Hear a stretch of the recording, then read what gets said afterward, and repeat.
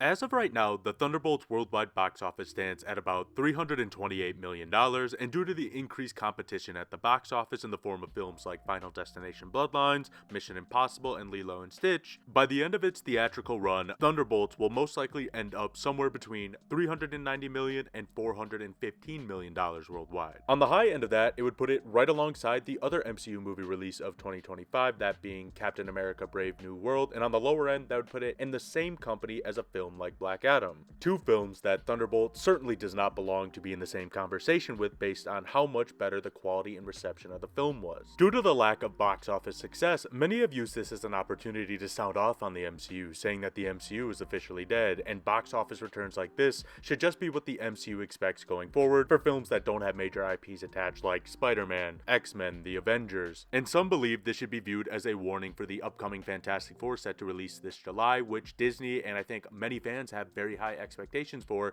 not only in terms of the quality of the film, but also what it could do at the box office. However, is this truly a sign of the MCU's demise, and should executives at Marvel and Disney truly be worried going forward? Or is Thunderbolts just paying the price for the MCU's recent string of mediocrity, and instead we should view it as a first step in the right direction? Now, I do think it's important to start and analyze just how big of a loss Thunderbolts might be for Marvel and Disney, and to do this, I will be using the 2.5 rule. Now, there are a whole lot of formulas out there to determine break-even point for movies at the box office. However, due to the fact that none of us actually work at Marvel or Disney, we're not actually going to know what the true break-even was, and I do think 2.5 gives a pretty good estimate, as it's supposedly account for things like marketing budget and also the cut that theaters get from the film. And based on the film's $180 million budget, in order to break even using the 2.5 rule, Thunderbolts would need to make around $450 million worldwide. Again, this true number could be a little bit higher or a little bit smaller, but based on the way that Thunderbolts is trending, it will fall short of profitability during its theatrical run, no matter what formula you use. Which of course is disappointing no matter what way you want to slice it. Don't get me wrong, we're going to get into some of the positives about Thunderbolt and what this could do for the MCU, but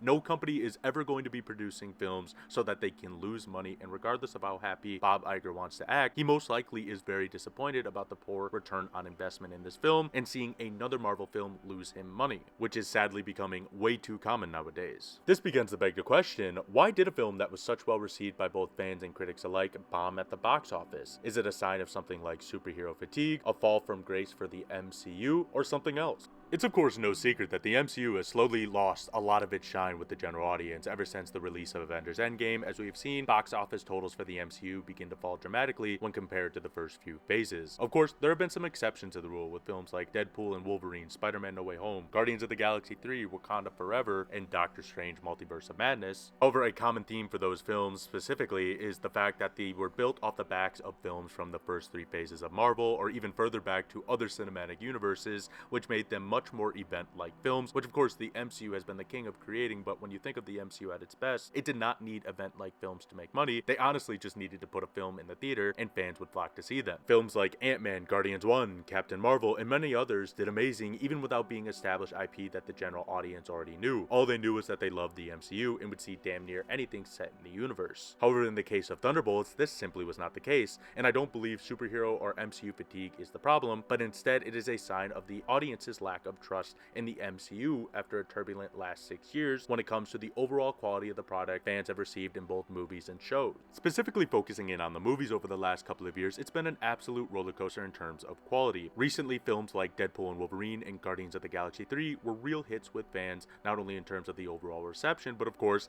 going out to the movie theaters to see them. However, they were immediately followed by films that fans didn't really seem to enjoy, those being The Marvels and Captain America Brave New World. This has made it hard for the MCU to gain any real momentum, and I truly believe that was a huge contributor for the MCU's previous success. Not to knock phases 1 and 3 because I absolutely love them, but those films were not all 10s. Some of course damn near were, but they were all consistently at least a 7, or on their absolute worst day a 6.5. And you'd be leaving the theater feeling like you had a good time, making you want to see whatever the MCU put out next. Nowadays it feels like you either see an 8.5 or above, or something that barely qualifies as a 6. And when we look at phases 4 and 5 more broadly, to many people, it contains their least favorite MCU films, whether that's something like Thor: Love and Thunder, Ant-Man and the Wasp: Quantumania, or many of the other duds that the MCU has had over the last couple of years. I do feel Thunderbolts suffered greatly from this and would have most likely done better if a film like Captain America: Brave New World would have been better. And I know there are people who do enjoy that film, and I am absolutely not trying to take away that enjoyment from you, but let's be honest here and look at the facts, and we can see that a lot of people did not like it, and it may have deterred them from seeing a film like Thunderbolts. I know some personally who will just wait to see Thunderbolts on Disney Plus for this very reason. And I'm not just blaming specifically Captain America: Brave New World. It did feel like we had some momentum after Deadpool and Wolverine, and I think if Captain America: Brave New World would have been a much better received film, that momentum would have continued to build and Thunderbolts would have benefited, but it is just one example of the many of films that the MCU has released lately that haven't been well received. Additionally, I think we can admit that the Thunderbolts is not a very large IP. Yes, if you read comics, you may know who they are, but it's absolutely not a name that the general audience would know, and hell, you may have read comics in the past and not even known who the Thunderbolts were. And I think it's very telling that the MCU and Disney were well aware of this as they tried to rebrand the film during its first week of release to get more people in theaters using the title New Avengers. And furthermore, when we look at the characters that the Thunderbolts featured, they most certainly aren't the strongest in terms of name recognition within the MCU, many of which had been established in some of the MCU's least popular films or Disney Plus shows, which many people have not watched. And truthfully, in my honest opinion, it was a bit ridiculous for anybody to expect much more than 400 to 500 million for a film like Thunderbolts, especially in the current MCU today. Maybe back in 2017 or 2018, the film could have done a little bit better and would have reached something like 600 to 700 million dollars, and I'm talking like 2017, 2018, where Marvel basically could have put out whatever they wanted and it would have made money. But even then, I think it would have still fallen most likely around $600 million, considering the themes of the film and it being a much darker approach to an MCU film compared to kind of the rest of the MCU slate that we have gotten over the past almost 20 years. And honestly, I think this is right in line with what Disney and Marvel should have expected, which of course is disappointing, but I also think that Thunderbolts could be the beginning of the MCU's resurgence. Here's why. I believe that this could be a great spark for a new wave of momentum for the MCU that can continue with films like Fantastic Four and Avengers Doomsday if they end up being very good films. Specifically when looking forward to Fantastic Four, which has always had a higher chance of succeeding when compared to Thunderbolts due to its much more significant name, as well as the fact that it seems like the film that is going to directly lead us into Avengers Doomsday, and I think it's very possible that that's most likely where we get the debut of RDJ's Doctor Doom, which will be in a post-credit. I don't expect him to really have a huge role within the actual story of the film, but the Fantastic Four name, the fact that it's directly leading into Avengers Doomsday and potentially the first appearance of RDJ's Doctor Doom already would have given it enough momentum and buzz for it to most likely succeed at the box office. Now, I don't think it would have been a guaranteed $800 million hit, and I don't think it is currently, but it definitely gave itself a much better chance of succeeding when compared to something like Thunderbolts, which truthfully had no momentum or buzz going into it, except for the fact that it seemed like critics and fans who had seen the film really liked it. And due to Thunderbolts seemingly satisfying the fans that did see the film, I do think that's going to generate some positive buzz and momentum, and specifically when looking towards the end credit scene for the film, which set up the Fantastic Four with the MCU, it's already building even more intrigue leading into Fantastic Four this upcoming July. However, it's going to come down to the MCU getting back to delivering quality films consecutively. If Fantastic Four can deliver a second consecutive very well received movie in a row, then the MCU will finally start to be cooking again as we approach Avengers Doomsday and Spider-Man Brand New Day, which could absolutely bring the MCU close to its former glory in terms of the overall buzz and just its overall place in pop culture. But of course, that is if they can get back to making consistent good content, which I know some of you don't believe is possible with the MCU. However, I'm a bit optimistic with Bob Chapek out of the picture and Bob Iger's new strategy of focusing more on quality and not releasing